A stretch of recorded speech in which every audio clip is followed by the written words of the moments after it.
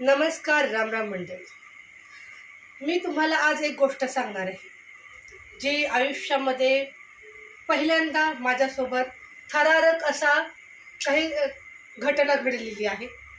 तर खूप दिवस झालं, म्हणजे खूप वर्ष होऊन गेली की मी असा विचार करते की तुमच्यापर्यंत ती कहाणी पोहोचवावी. तर 20 जून 2022 रोजी, 20 जूनला असतो माझा वाढदिवस. सध्या वाढदिवस आलेलाच आहे, म्हणून मी ठरवलं की तुमच्यापर्यंत हे पोचवावं. कारण खूप भयानक आणि थरकाप उडवणारा तो दिवस माझ्यासाठी होता. आणि आत्ता जरी तो दिवस आठवला ना मी, तरी माझ्या अंगावरती शहारे उभे राहतात.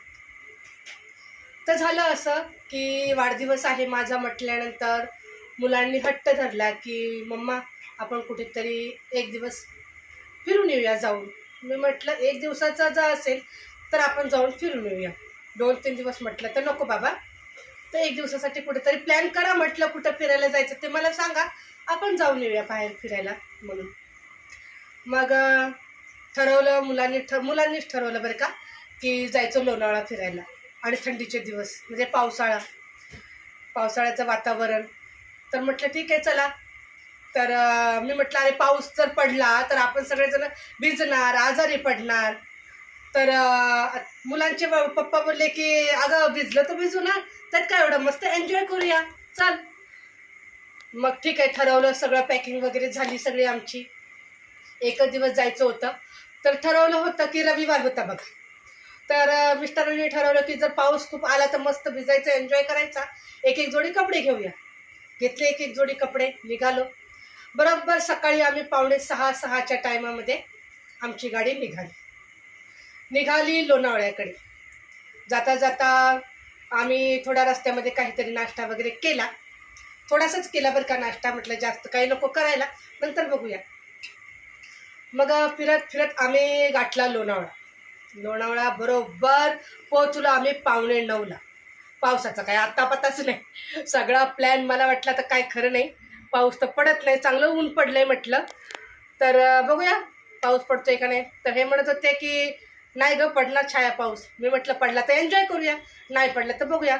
पण असं एवढं छान वातावरण होतं ना की खूप मस्त. 8:45 वाजता आम्ही पोहोचलो लोणावळ्याला पोहोचलो. तर एक अशी मस्त ठिकाण होतं जेणेकरून एवढं धुकं होतं ना, धुकं पडलं होतं की समोरचं काहीच दिसत नव्हतं. तेवढ्यात धुकं पडलं होतं. तर मी काय केलं, माझ्या भाऊजाईला व्हिडिओ कॉल केला. म्हटलं ते व्हिडिओ कॉलद्वारे आपण दाखवूया की मानसीला, अर्चनाला की बघ किती धुकं पडलंय, एवढं छान वातावरण आहे, खूप छान मस्त. व्हिडिओ कॉलवरती बोलून वगैरे झालं आमचं, दाखवलं मस्त निसर्ग. मग थोडं पुढे गेल्यानंतर मुलांनी ते कणीस भाजून खायचं म्हटलं हा ठीक आहे खावा. मला नको म्हटलं तुम्ही खा. मुलांनी कणीस वगैरे भाजून खाल्लं, चहा वगैरे घेतला. आणि नंतर एवढं थंड वातावरण, धुकं पडलेलं होतं ना खूप छान मस्त, की मलाही म्हटलं अरे वा काय छान निसर्ग आहे ना, असं मला वाटलं. तर मग काय झालं की मुलांना थंड वातावरणामध्ये त्यांना असं वाटलं की बोलले की मम्मी आम्हाला जरा फ्रेश व्हायचं आहे, खूपच थंड वातावरण आहे. म्हटलं ठीक आहे चला.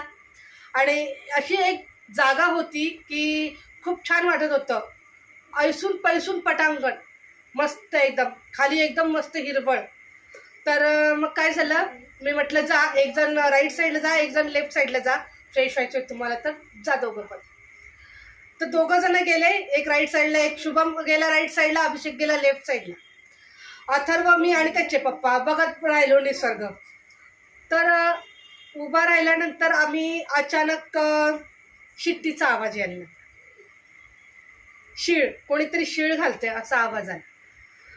तर उजव्या बाजूकडनं पण शिट्टीचा आवाज येत होता आणि डाव्या बाजूकडून पण शिट्टीचा आवाज येत होता. समोरून पण शिट्टीचा आवाज येत होता. तर अभिषेकचे पप्पा म्हटले की अरे का शिट्ट्या वाजवताय तुम्ही दोघं पण, शिट्ट्या वाजवू नका, झालं असेल तर तुमचं या लवकर. तर ते दोघं जण फ्रेश होऊन आले, अभिषेक आणि शुभम. तर अभिचे पप्पा ओरडले की कशाला शिट्ट्या वाजवता रे तुम्ही दोघं जण. तर शुभम म्हणला नाही पप्पा आम्ही शिट्टी नाही वाजवली. अभिषेक पण बोलला नाही शिट्टी वाजवली. आणि ह्या दोघांना वाटत होतं की एकमेकाला की अभिदादा शिट्टी वाजवते आणि अभिदादाला वाटत होतं की शुभम शिट्टी वाजवते, पण असं काही घडलं नाही. नंतर आम्ही सगळे 5 जण एकत्रच, आजूबाजूला कोणी सुद्धा नाही. आमची गाडी चांगली एकदम खूप लांबपर्यंत आमची गाडी होती. मला बोलतानाही माझ्या अंगावरती शहारे उभे राहत. आमची गाडी खूप लांब होती. तर आम्ही 5 जण बोलतोय की असं तसं बोलतोय, तर तेवढ्यात आहे ना शिट्टीचा आवाज आहे. शिट्टीचा आवाज आल्यानंतर बघा माझ्या अंगावरती शहारे, एवढं गरम होते तरी शहारे उभे राहते. शिट्टीचा आवाज आल्यानंतर मी तुमच्या दाजींना बोलली, अहो इथं ना काहीतरी आहे, तर आपण इथून पटकन निघूया. कारण आजूबाजूला त्या एरियामध्ये जिथं आम्ही उभे होतो ना तिथे कोणीसुद्धा नव्हतं, कोणीच नव्हतं आजूबाजूला. तर आम्ही म्हटलं काहीतरी आहे इथं गडबड, म्हटलं तुम्ही चला निघा.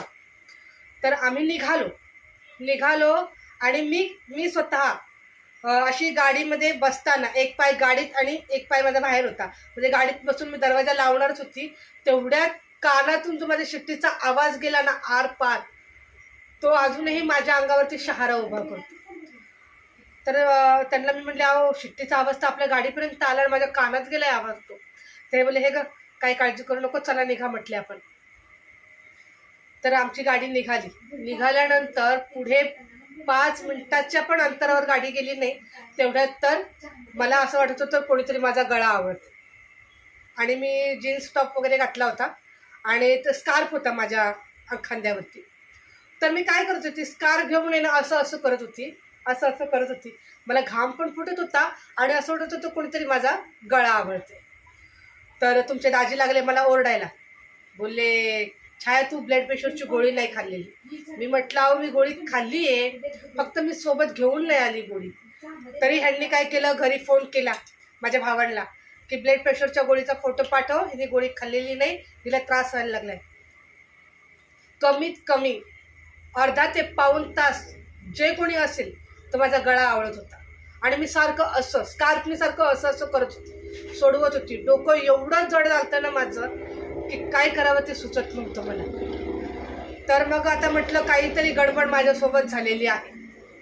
तर मी घाबरली नाही बरं का, कारण कसं आहे माहिती आहे का, जेव्हा माणूस मनाने घाबरतो तेव्हा ती जी नेगेटिव्ह ऊर्जा जी असते ना ते आपल्या शरीरावरती कब्जा करण्यास तयार असते. त्यासाठी कधीही असा प्रसंग घडला तर कधीही घाबरायचं नाही. तर मग मी काय केलं, सुरू केलं हनुमान चालीसा मनातल्या मनात बोलायला. मी ह्यांना म्हटलं तुम्ही ओरडू नका, मला ब्लड प्रेशरचा त्रास नाही आहे, मला काहीतरी आतून नेगेटिव्ह ऊर्जा आहे आतमध्ये माझ्या, जेणेकरून माझा गळा आवळते. तर मग मी चालू केलं हनुमान चालीसा बोलायला चालू केलं. 15 ते 20 मिनटं मी ते जय हनुमान ज्ञान गुण सागर जय ते बोलत राहिली. 15 मिनिटानंतर माझ्या मिस्टरांना बोलली की जरा गाडी थांबवा, मला उलटीसारखं होते. तर हे बोलले तुला गाडीत बसवलं की उलट्यासारखं होते. म्हटलं अहो तुम्ही जरा समजून घेत जा माझ्यासोबत काय चाललंय ते, थांबा जरा. मग ह्यांनी थोडे पुढे नेऊन गाडी उभी केली, ड्रायव्हरला सांगितलं गाडी बाबा पुढे उभी कर. मग पुढे गेल्यानंतर गाडी थांबवली आणि नाश्ता वगैरे थोडासाच केलता, पाणी तर मी पिलीच नव्हती. गाडीच्या बाहेर उतरल्याबरोबर जे मला उलट्या चालू झाल्या, इतक्या उलट्या झाल्या, डोकं माझं इतकं जड झालं होतं ना की मी परेशान झाली. आणि त्या उलटीच्या द्वारातून ते मला असं आतून खेचल्यासारखं झालं. तरी मी उलटी करत असताना सुद्धा माझ्या मनामध्ये तेच हनुमान चालीसाच चालू होती. तर असा तो प्रकार माझ्यासोबत घडला. त्याच्यानंतर माझा मोठा मुलगा, त्यालाही तेच झालं. तर तो बोलला मम्मी असं असं मला होतं आहे. तर मी म्हटलं बघ आपण जिथे गेलो होतो त्या ठिकाणी ना, तिथे जर कधी आपण एखाद्या ठिकाणी गेलो तर त्या ठिकाणी जर आपलं मन अस्वस्थ झालं किंवा आपल्याला बेचैन झालं तर समजायचं तिथे नेगेटिव्ह ऊर्जा आहे. आणि एखाद्या ठिकाणी गेलो तर आपल्याला मस्त आनंदी वाटलं, खूप छान वाटलं, तर समजायचं तिथं पॉझिटिव्ह ऊर्जा आहे. तर तुम्ही अशा कुठल्या ठिकाणी गेलात तर थोडं सांभाळून जा, कारण असे प्रसंग भरपूर जणांवर येतात. माझ्यावर तर ते मी अनुभवलेलं आहे. खरं तर मी 2 वेळा अनुभवलं आहे. ती एक नंतर कधी अनुभवलं आहे ते मी तुम्हाला नंतर सांगेन. पण हा जो माझ्या वाढदिवसानिमित्त जी मला अशी थरारक जी घटना माझ्यासोबत घडली, आता पण तुमचे दाजी मला म्हणजे आपण लोणावळा फिरायला जाऊ का, म्हटलं नको रे बाबा, लोणावळा नको, बघू म्हटलं कुठं जायचं ते. तर असे माझ्यासोबत 20 जून 2022 रोजी घडलेली थरारक घटना. नक्की लाईक करा, शेअर करा, सबस्क्राईब करायला विसरू नका.